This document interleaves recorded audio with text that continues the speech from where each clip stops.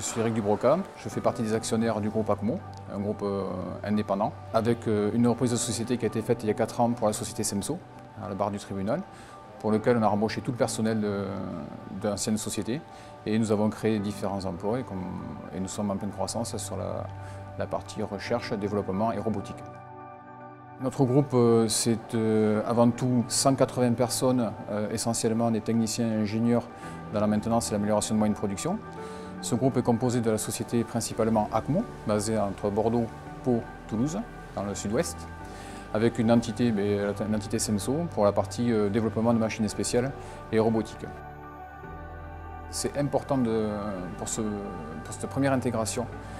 de choisir un intégrateur qui pourra les accompagner tout au long du projet, que ce soit en avant-projet,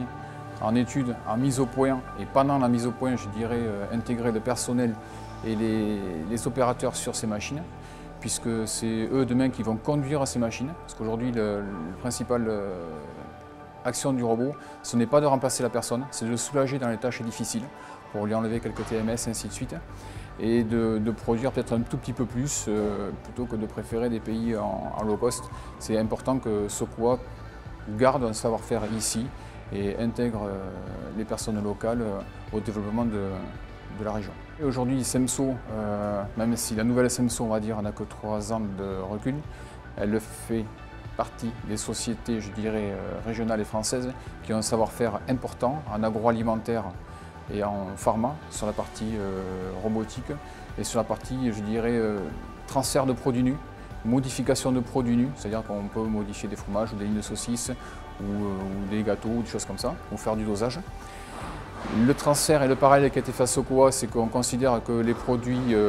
tels que la soudure nécessitent aussi d'être très précis, sans abîmer le produit fini.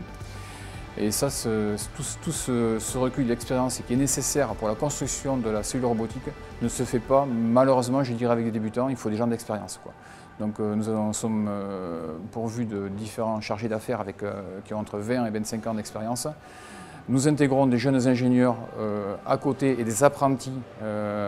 avec ces personnes-là. Donc je tiens à remercier la direction de SOCOA et tous ses actionnaires qui nous ont fait confiance aussi dans l'investissement de ce robot. J'espère qu'il y en aura d'autres. En principe, quand le premier est mis, quand on y a goûté, il en faudra son remplaçant et son successeur pour continuer à croître. Et je leur souhaite